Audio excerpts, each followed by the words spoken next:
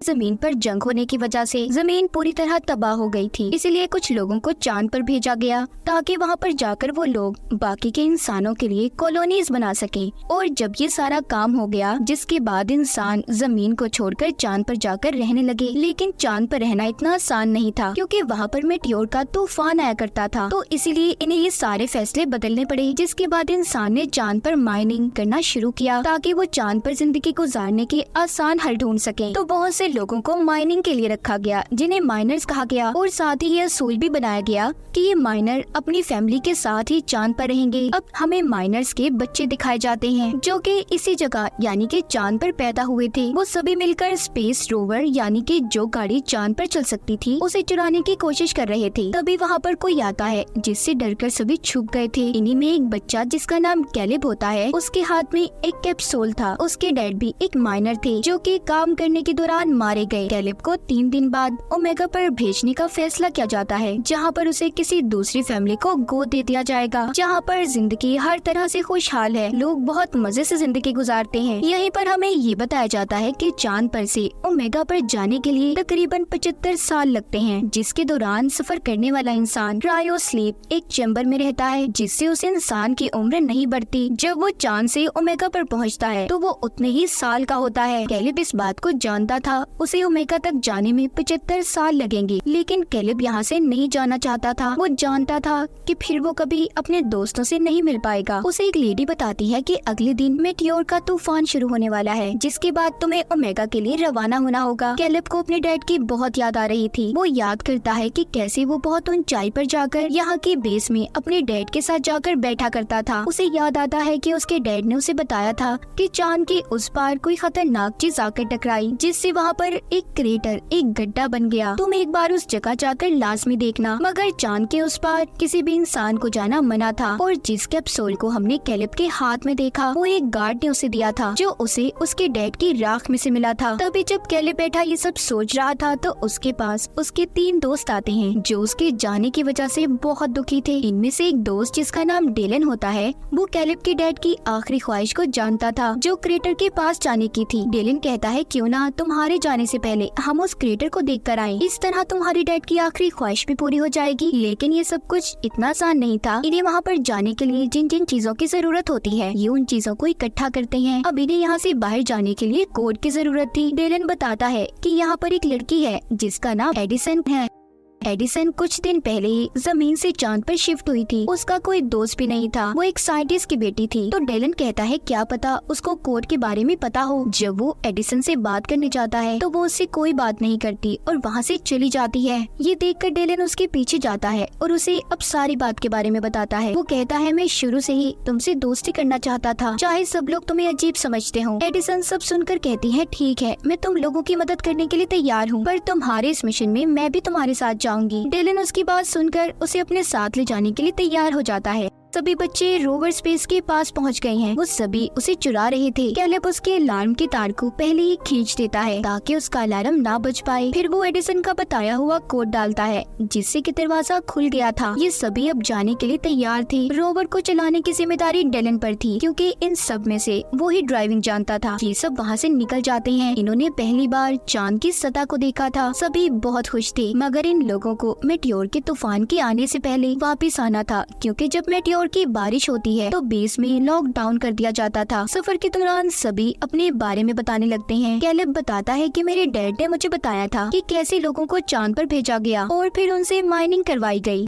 मगर चांद पर रहकर माइनिंग करने के काम को कोई भी इंसान लगातार नहीं कर पाता। जैसा कि अगर वो इंसान काम के दौरान मर जाए तो उसके बेटे या फिर उसके फैमिली के किसी भी इंसान को उस काम को पूरा करना होगा। बस इसके लिए शर्त ये होती है कि उस इंसान के बेटे की उम्र 18 साल होनी चाहिए। अगर वो इससे कम उम्र का होगा तो ऐसे ही उसे किसी दूसरी फैमिली को गोद दे दिया जाएगा, जो ओमेगा प्लेनेट पर रहते होंगे। जिन्होंने चांद पर भेजा था वो तो हंसी खुशी अपनी जिंदगी ओमेगा पर जाकर गुजारने लगे। एडिसन कहती है तो क्या हुआ, एक माइनिंग करने का ही तो काम दिया गया था जो सिर्फ 20 साल तक करना है। एडिसन एक साइंटिस्ट की बेटी थी तो उसे असल बात के बारे में नहीं पता था। यहाँ पर डेलन उसे सारी बात समझाता है कि अगर माइनिंग करता हुआ इंसान मर जाए तो उसके बेटे को बाकी के साल पूरे करने होते हैं। ये सुनकर एडिसन थोड़ा हैरान थी। अब आगे का रास्ता इन्हें पैदल चलकर तय करना था। सभी अपने अपने स्पेस सूट पहन लेते हैं। एडिसन का सूट इन सब में थोड़ा अलग था और अच्छा भी। खैर ये बाहर आते हैं जहाँ पर ग्रेविटेशनल फोर्स ना होने की वजह से सभी बहुत ऊंची छलांगे लगा रहे थे। सभी यहाँ पर खेलने लगते हैं। एडिसन की नजर जब जमीन प्लेनेट पर पड़ती है तो थोड़ा उदास हो जाती है और जमीन पर अपने गुजरे पलों को याद करने लगी थी। जब एडिसन वापस आती है तो देखती है कैलेब, डेलन सभी एक ऑक्सीजन गैस के कंटेनर की मदद से स्पेस में ऊंचाई तक जा रहे थे।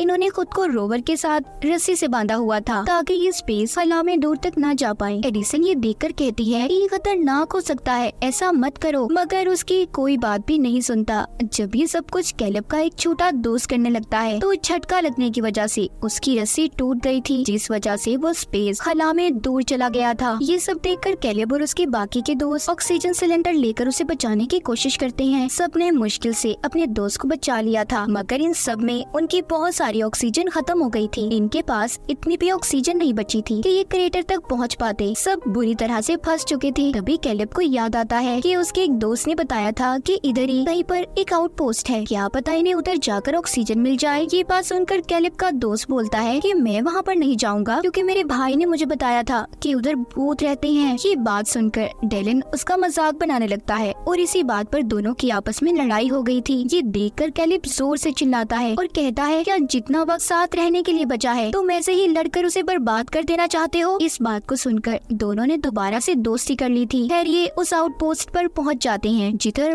बहुत अंधेरा था। उधर इन्हें इंसानों की परछाइयां भी नजर आती हैं, जिसे देखकर सभी डर गए थे। लाइट्स जलाने पर इन्हें पता चलता है कि वो कोई इंसान नहीं बल्कि पुतले थे और ये कोई आउटपोस्ट नहीं बल्कि एक ऐसे घर का मॉडल था कि अगर इंसान चांद पर रहते तो ऐसे घरों में रहा करते। खैर वहाँ पर इन्हें थोड़ा सा खाना और ऑक्सीजन मिल जाती है। रात भी हो गई थी, इसीलिए सभी इधर ही रात गुजारने का फैसला करते हैं। डेलन अपने बारे में एडिसन को बताता है कि मेरे डैड मुझे अकेला छोड़कर चले गए। एडिसन भी अपने बारे में बताने लगती है कि मेरे मॉम डैड की डाइवोर्स तलाक हो गई थी, जिसके बाद मेरी मॉम मेरे भाई को लेकर ओमेगा प्लेनेट पर चली गई। मैं बहुत अकेला महसूस करती हूँ। सब लोग सो गए थे मगर कैलेब और एडिसन अभी भी जाग रहे थे। कैलेब एडिसन से बातें करने लगता है। वो कहता है कि मेरे डैड की मौत के बाद मुझे मेरे दोस्त डेलन ने सहारा दिया, वही मेरा सब कुछ है। मैं ओमेगा पर चला जाऊंगा, डेलन बिल्कुल अकेला रह जाएगा, तो इसीलिए मेरे जाने के बाद हमेशा उसके साथ रहना। मुझसे वादा करो एडिसन। उसने भी कैलेब से वादा कर लिया था। जब सुबह होती है तो ये लोग दोबारा से अपना सफर शुरू करते हैं, मगर अब इनकी रोवर की बैटरी खत्म हो गई थी। इनके पास ऑक्सीजन की भी कमी थी, तो इन्होंने मेटियोर के तूफान से पहले क्रेटर तक पहुंचना था। ये सब परेशान हो जाते हैं, इसीलिए एडिसन ने सिक्योरिटी अलार्म को बजा दिया था ताकि मेटियोर की बारिश होने से पहले गार्ड्स आकर इन्हें बचा ले। ये सब अब जल्दी से क्रेटर उस गड्ढे तक पहुंच जाते हैं जो दिखने में बहुत बड़ा था। ये सीढ़ियाँ उतरकर एक अजीब सी जगह पर आ गए थे, जहाँ की दीवार पर एडिसन को एक बटन नजर आता है, जिसको जैसे ही वो दबाती है वहाँ की सारी जगह ऐसे बदल गई थी कि जैसे ही लोग जमीन पर हों। ये सब कुछ असल नहीं था, मगर फिर भी इन्हें सब पसंद आता है। कैलेब यहाँ पर जब एक पत्थर हटाकर देखता है तो उसके नीचे उसे अपने मॉम डैड की राख और उनकी तस्वीर मिलती है। कैलेब ने उस तस्वीर में अपनी मॉम को पहली बार देखा था। वो इस बात को समझ जाता है कि उसके डैड आखिर क्यों चाहते थे कि वो यहाँ पर आए। वो बहुत दुखी था। डेलन उसे कहता है कि अपनी जिंदगी के इस हसीन चांस को क्यों गंवा रहे हो। यहाँ पर हर इंसान यही चाहता है कि वो माइनिंग के 20 साल पूरा करने के बाद ओमेगा पर जाएगा, और वो बहुत कम लोग होते हैं। तुम्हारे डैड ने भी तो इसीलिए अपनी जान दे दी। यहाँ पर उसे ये बात पता चलती है कि उसके डैड ने जानबूझकर अपनी जान ली थी ताकि कैलेब को ओमेगा पर भेज दिया जाए, वो एक अच्छी जिंदगी गुजार सके, जिसके बारे में कैलेब के अलावा सब जानते थे। डेलन कहता है कि अपने डैड के गिफ्ट को लेने से इनकार मत करो, उन्होंने अपनी जिंदगी देकर तुम्हें ये तोहफा दिया है। तभी इनकी बातों के दौरान एक दोस्त की तबीयत खराब हो जाती है। ये सभी अब जल्दी से उसे लेकर अपनी रोवर तक पहुंचने की कोशिश करते हैं, मगर तभी मेटियोर का तूफान शुरू हो गया था। सभी खुद को बचाने की कोशिश कर रहे थे। एडिसन भी खुद को बचाते हुए इनसे अलग हो जाती है। वो जब किसी को नजर नहीं आती तो कैलेब और डेलन उसे बचाने जाते हैं। एडिसन के हेलमेट में दरार आ गई थी, इसीलिए वो बेहोश हो जाती है। कैलेब और डेलन एडिसन को बचाकर वापस ले आते हैं, मगर इसी बीच डेलन भी गिर जाता है, लेकिन उसे कैलिब ने बचा लिया था। सभी रोवर के अंदर आ जाते हैं, जिसकी खिड़कियां भी मेटियोर के तूफान की वजह से टूट गई थी। इनके पास ऑक्सीजन भी कम थी, तो इसीलिए ये जिंदा अब नहीं रह सकते थे। सभी उसी रोवर में बैठकर अपनी मौत का इंतजार करने लगते हैं। सब समझ गए थे कि अब वो